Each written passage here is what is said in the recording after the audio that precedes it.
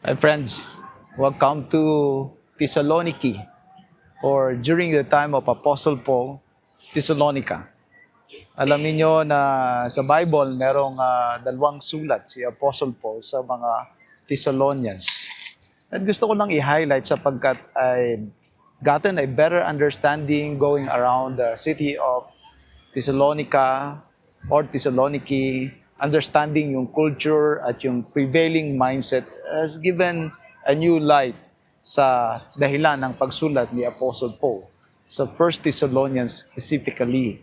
Nang sabihin niya na sa 4:13 ng unang sulat niya sa 1 Thessalonians na huwag silang mga lumbay kagaya ng mga iba na walang pag-asa tungkol doon sa mga natutulog o doon sa mga nangamatay na.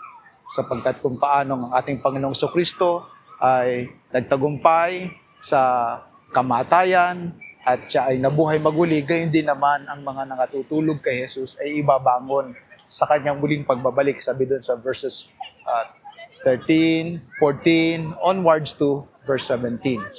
Alam niyo kasi dito pala, yung paniniwala, majority ng mga Greeks, kapag ka namatay ang isang tao, kailangan na lagyan ng coin sa mata o di ka naman ay sa loob ng bibig o anumang bahagi ng kanyang katawan para siya ay magkaroon ng pamasahe o pambayad doon sa isang underworld god na magtatawid sa kanya sa isang ilog patungo doon sa kabilang buhay. Kung wala siyang pera na gano'n, ang mangyayari magpapalutang-lutang lang siya, magpapakalat-kalat lang siya na hindi siya able na tumawid doon sa kabilang buhay. Pangalawa, nakapunta ako doon sa mga libingan nila dito, specifically doon sa libingan ng Royal Tomb at hindi lang doon sa mga ibang libingan din kung saan ngayon ay museum dahilan sa nasumpungan yung mga nakalagay doon ay mga bagay na importante. Usually, ang ginagawa pala nila pagka namamatay, lalagyan nila ng mga una na naroon lagi ay yung pitzel o yung water vessel, lagay ng tubig para noon hindi mauuhaw yun daw namatay sa kabilang buhay. Hindi siya mauuhaw sapagkat lagi daw na uhaw doon sa kabilang buhay. Kapag yung pitzel mo simple pottery lamang, after a while mababasag, mauuhaw na. Kaya importante sa kanila na dapat ito ay silver or yung gold or anything that will last like several lifetime kasi for eternity na. So kapag wala silang ganon, malulungkot sila kasi iisipin nila mauuhaw yung kanilang mahal sa buhay na naroon. O di ka naman ay marami ding mga libingan dito na nilagyan nila ng napakaraming mga materyales, mga gadgets. Yung mga bata nilalagyan nila ng mga toys, ganyan, mga laruan, at kung ano mga bagay na importante para maging masaya sila at magagamit nila sa kabilang buhay. Kung wala yun, parang magiging malungkot sila at parang miserable yung buhay nila sapagkat wala silang mga supplies o mga kagamitan. So, pinapadala yon kasama doon sa kanilang mga nitso, sa kanilang mga, para sa atin, ataol, pero sa kanila nitso, mga solid na mga bato na kinerb. Ngayon, yung kanilang paniniwala ay gayon at isa pang paniniwala nila ay yung isa sa major na philosopher nila dito na si Epicurus na nagpauso ng paniwala eat and drink and be merry for tomorrow we will die. Para bang ang ending ng buhay ay yung kamatayan. Pag namatay ka na, wala na, tapos na. No wonder, sabi ni Paul, huwag kayong malumbay. Kasi kapag ka nga naman ganun ang paniniwala mo, kung wala kang pera, namatay ka, kakalungkot talaga masyado.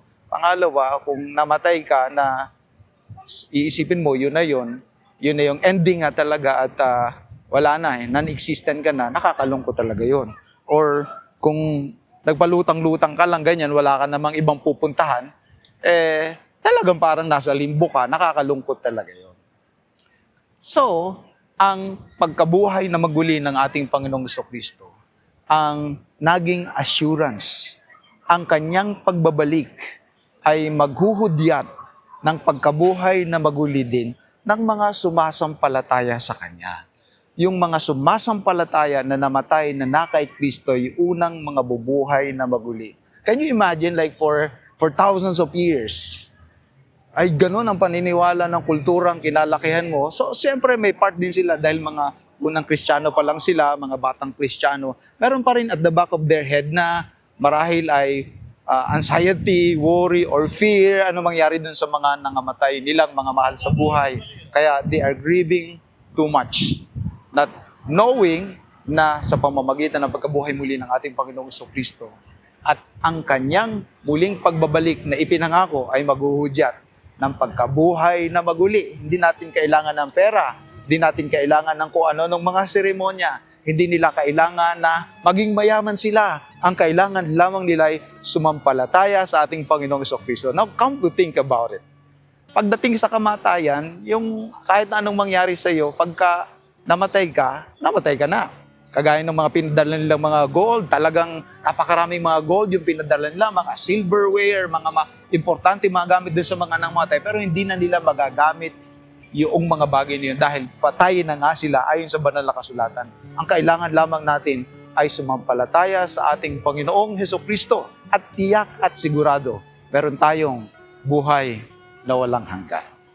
Even now, in this complicated world, filled with anxiety, worry about life, we can have that eternal hope anchored in the blessed soon return of our Lord and Savior, Jesus Christ.